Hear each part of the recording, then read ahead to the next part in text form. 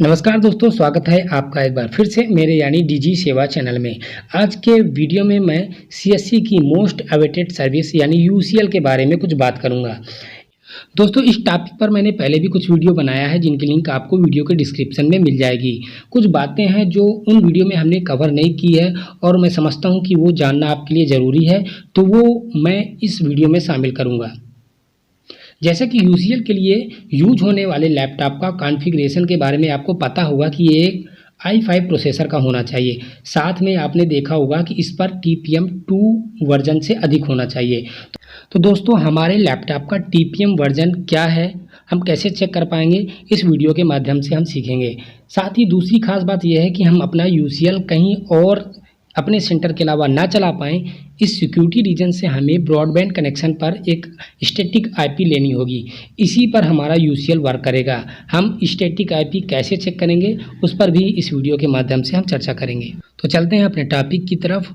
आगे बढ़ने से पहले आपसे निवेदन है कि अगर आपने अब तक हमारा चैनल सब्सक्राइब नहीं किया तो जल्द से जल्द कर लें, ताकि आगे आने वाले वीडियो का अपडेट आपको आसानी से मिल सके।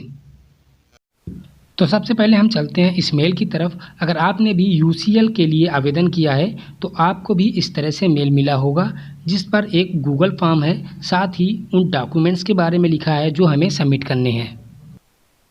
अलग अलग स्टेट के वीएलई के पास कुछ अलग तरह से भी मेल आ सकते हैं। इस पर लिखा हुआ है, dear all VLE, kindly fill the link and upload the scan copy of operator activation form on below mention link, जिस पर एक गूगल फॉर्म का लिंक दी हुई है। साथ ही जो डॉक्यूमेंट अपलोड करने हैं, जैसे कि BC allotment letters, police verification not older than 3 month, VLE का NSEIT का सुपरवाइजर सर्टिफिकेट और ई आधार। साथ ही मेल में अटैचमेंट होते हैं 2 PDF फॉर्मेट में कॉन्सेंट फॉर्म। एक फॉर्म जो कि कुछ इस तरह से फिल होता है जिसकी सहायता से हम अपने जो ब्लैंक फॉर्म है उसको फिल कर सकते हैं। दूसरा जो फॉर्म होता है जो ब्लैंक होता है, जिसका हम प्रिंट आउट लेकर इस पर अपनी डिटेल फिल कर सकते हैं।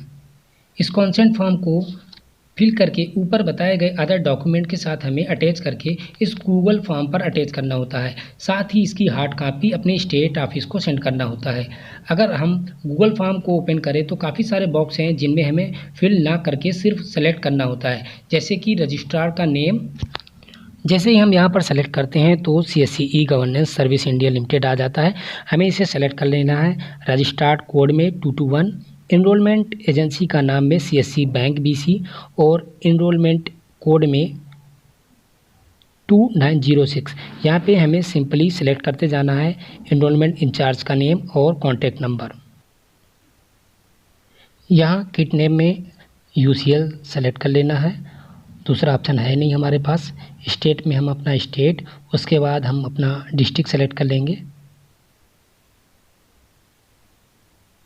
उसके बाद हमें यहाँ अपनी CSC ID इंटर करना है। ब्रांच एड्रेस फॉर PC में हमें BC या VLE का नाम, यहाँ बाकी सारी जगह हमें VLE का ही नाम इंटर करना है, क्योंकि VLE का ही सुपरवाइज़र सर्टिफिकेट लगना है और उसी का मोबाइल नंबर इंटर करना है। इसके बाद सुपरवाइज़र की ईमेल ID हमें इंटर करनी है जो आधार से लिंक होती है। सुपरवाइज़र NSEIT सर्टिफिकेट में हमें VLE का सुपरवाइज़र सर्टिफिकेट जो जनरली NS से स्टार्ट होता है वो फिल करना है। सुपरवाइज़र UID में हमें सुपरवाइज़र का आधार नंबर फिल करना है। Broadband connection with static IP में हमें आंसर देना है क्या हमारे पास है, यस या नो।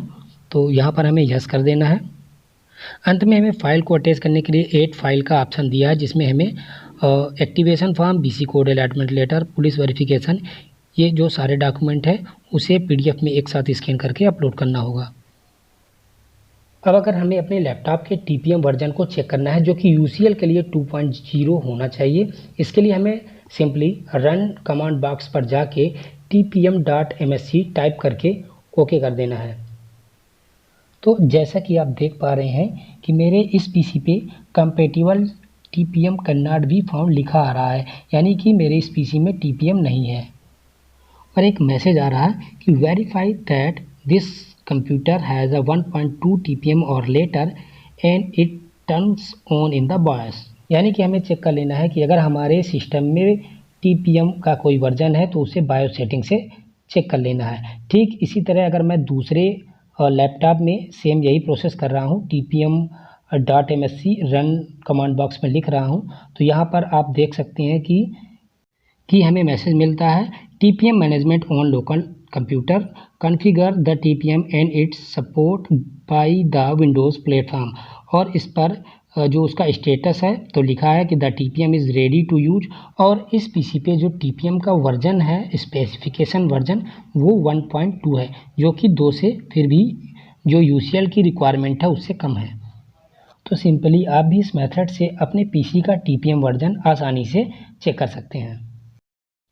दूसरी बात है कि कई बार हमारे पास जो मेल में और टेक्स्ट मैसेज में और पहले भी बताया गया है कि अगर हम सुपरवाइज़र की जो डिटेल भेज रहे हैं UCL एक्टिवेशन के लिए, तो उसके पास ब्रॉडबैंड कनेक्शन स्टैटिक IP वाला होना चाहिए। Without broadband connection static IP जो VLE की जो मशीन है उसको एक्टिवेट नहीं की जाएगी। दोस्तों, अगर आपके पास पहले से ही BSNL का ब्रॉडबैंड कनेक्शन है तो 1500 से 2000 रुपये के एनुअल चार्ज पर आपको स्टैटिक IP अलॉट कर दी जाती है। अगर आपको अपने पीसी पे चेक करना है कि हमारा पीसी का जो ब्रॉडबैंड कनेक्शन वो स्टैटिक IP या डायनेमिक IP पे चल रहा है, तो ठीक हमें वापस से अपने रन कमांड में CMD लिख के टाइप करना है, इंटर करना है, और यहाँ कमांड बॉक्स में आपको ipconfig/all लिख के इंटर कर देना है। यहाँ पर आपको चेक करना है कि DCPH इनेबल कहाँ लिखा है। अगर आपके DCPH इनेबल के सामने यस लिखा हुआ है तो इसका मतलब आप डायनेमिक IP एड्रेस यूज कर रहे हैं। ठीक अगर DCPH इनेबल नो लिखा है तो आपका सिस्टम स्टैटिक IP पे चल रहा है। तो इस तरह से आप अपनी IP एड्रेस स्टैटिक है या डायनेमिक है आप चेक कर सकते हैं।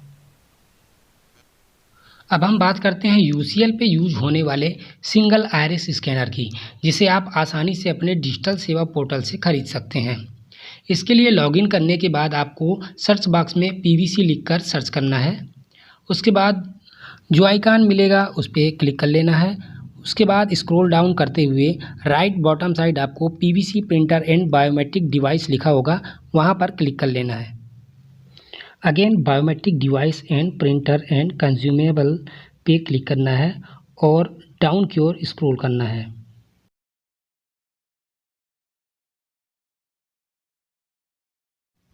यहाँ पर आपको सिंगल आइरिस स्कैनर EPI 1000 मिल जाता है, जिसका प्राइस 3690 रुपये है। आप सिंपली ऑर्डर पे क्लिक करके इसे ऑर्डर कर सकते हैं, जिसमें आपके वॉलेट द्वारा आपका अमाउंट डिडक्ट होने के बाद आपके एड्रेस पर कुरियर कर दिया जाएगा। ये हमारा ऑर्डर फॉर्म है जिस पे CSC ID लिखी हुई है। हमें अपना mobile number, name, email ID और अपना जो रेजिडेंशियल एड्रेस है जहां हमें रिसीव करना है वो हमें डाल के और ऑर्डर करना होगा। आइस स्कैनर के प्राइस की बात करें तो अगर हम किसी ई-कॉमर्स पोर्टल पर हम आइरिस स्कैनर सर्च करें तो इस प्राइस रेंज में हमें कोई भी आइरिस स्कैनर नज़र नहीं आता। जो आइरिस स्कैनर जैसे कि बायोमेट्रिक्स का CSC द्वारा 3690 में दिया जाता है, उसकी प्राइस रेंज भी 4500 से 5000 तक मिलती है। तो इसका सीधा से मतलब है कि अगर आप लो कॉस्ट में आइरिस स्कैनर परचेज करना चाहते हैं तो CSC पर इसका ऑर्डर स्टॉक ख़त्म होने से पहले ही आप इसे ऑर्डर कर लीजिए। अब आगे हम बात करेंगे CSC की न्यू सर्विस CSC ग्रामीण मैट्रिमनी की, जिसे हम CSC लॉगिन डैशबोर्ड में मैट्रिमनी डालकर या डायरेक्टली milan.csc-services.in टाइप करके ओपन कर सकते हैं। इस पोर्टल पर मैरिज के लिए आप अपना स्वयं का या विवाह के इच्छुक लोगों की प्रोफाइल को ऐड कर सकते हैं। नॉमिनल चार्ज दे के प्रोफाइल मैचिंग और प्रोफाइल प्रिंट भी कर सकते हैं।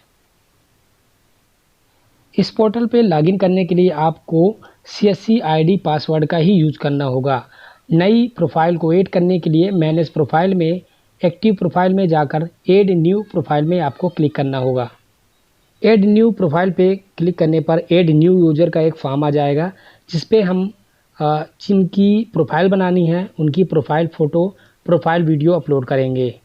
ये प्रोफाइल किसके द्वारा बनाई जाती है वो सेलेक्ट करेंगे, उनका नाम, middle name, email ID, contact number, gender, religion, height, weight मातृभाषा, ये सारी डिटेल हम इस पे फिल कर देंगे।